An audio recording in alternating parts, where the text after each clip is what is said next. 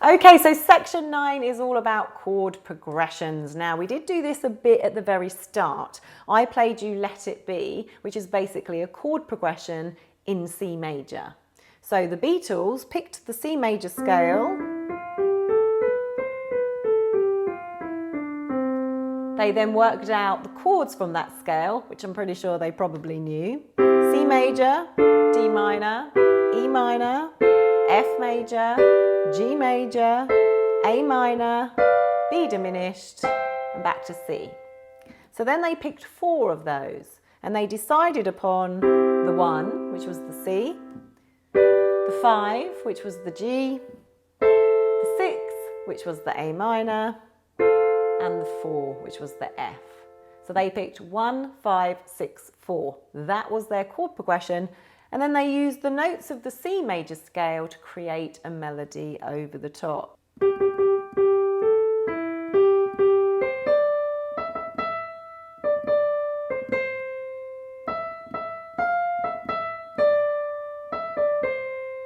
So they're just using the notes of the C major scale, and then they played them over the 4 chords that they'd picked from that scale. It's absolutely mind-boggling. I love it. It's brilliant. And this is what you're going to do now.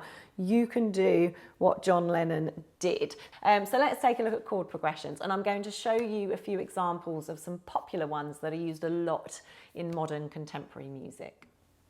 So if I just break down what I did there with the 1, 5, 6, 4, it really is very simple.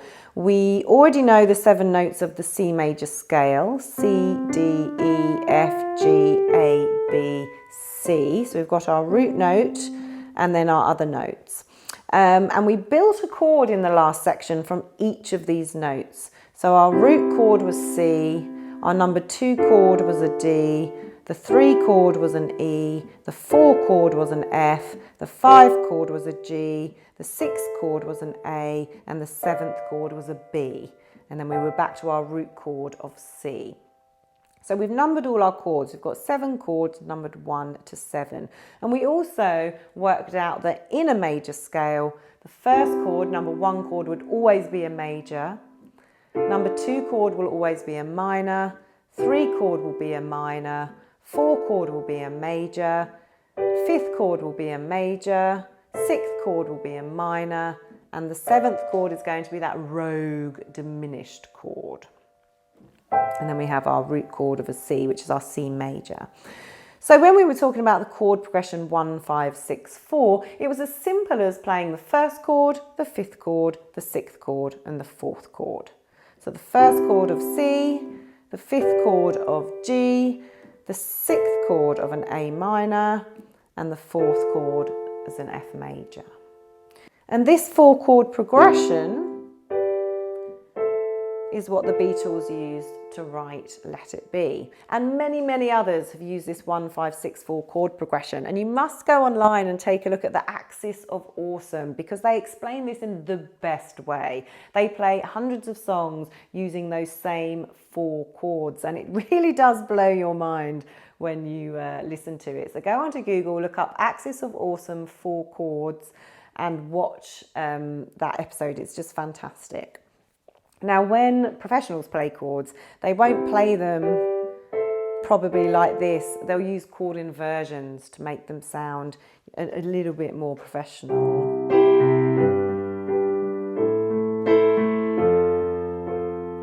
And this is something I'm going to teach you in the next session. And at the end of this lesson, I will be taking you through all of these chord progressions one by one, nice and slowly, so you can try them along with me. I'll be creating 5 daily exercises, and each exercise will be a different chord progression. So do make sure you take all the exercises. So let's take a look at some other famous chord progressions that have been used a lot in popular music. Probably one of the most famous is the 12-bar blues.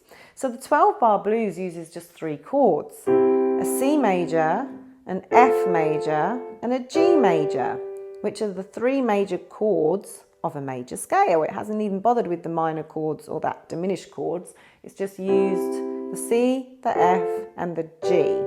And it's mixed these about in 12 bars. So all you do is you play the C 4 times, Play the F twice and the C twice. And then you play a G and then an F and then the C twice.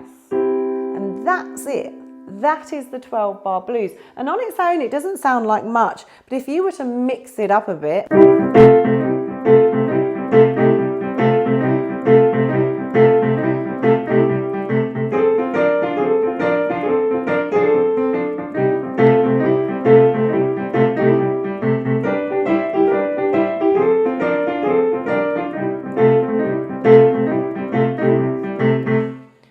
so that's a really funky way of playing just 3 chords, and it's a very famous progression that hundreds upon hundreds of blues songs have been based on. And not just that either. If you look all through music, every single song is just based on a different chord progression. The 2-5-1 is a very, very famous jazz progression. So 2-5-1 in a C is just the D minor, because that's the 2, a G major, and a C.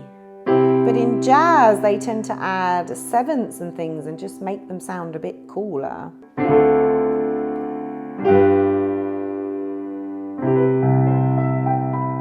It sounds beautiful, doesn't it? And I'll be teaching you how to create 7th chords in section 14.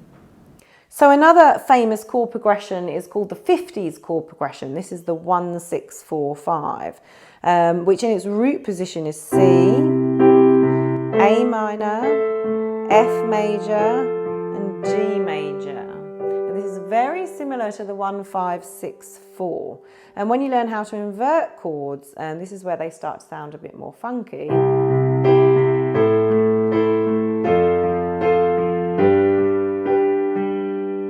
you might start recognizing that chord progression.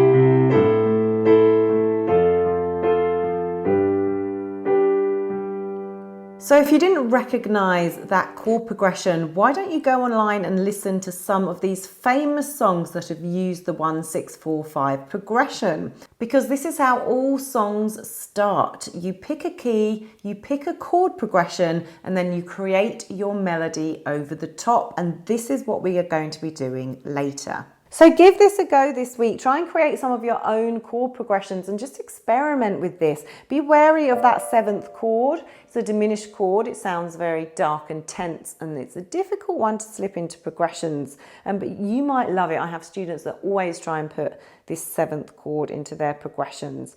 Remember, the major chords are always going to sound happy and bright. The minor chords are going to sound sad and melancholy. So when you're writing a song or a chord progression in the C major scale, the minor chords are A minor, D minor, and E minor. They'll sound sadder, and the happy chords are C major, F major, and G major. They're going to sound happier. But mix them up a bit and experiment. And remember, you don't have to start and finish on the 1 chord. It will always sound good to finish on the 1 chord because it's home, but you don't have to. And I'll put up some exercises for you to follow as well. And in the next section, we're going to be learning how to invert these chords so we can make your chord progressions sound a lot funkier.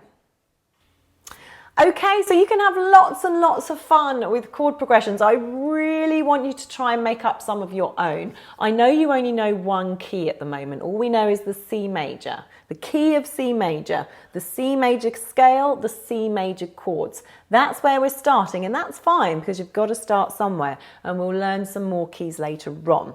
I want you to create some chord progressions in this key of C major. We've done the 1-5-6-4. You've seen the rock progression, the 12-bar blues progression. I mean, you know, it's a great one.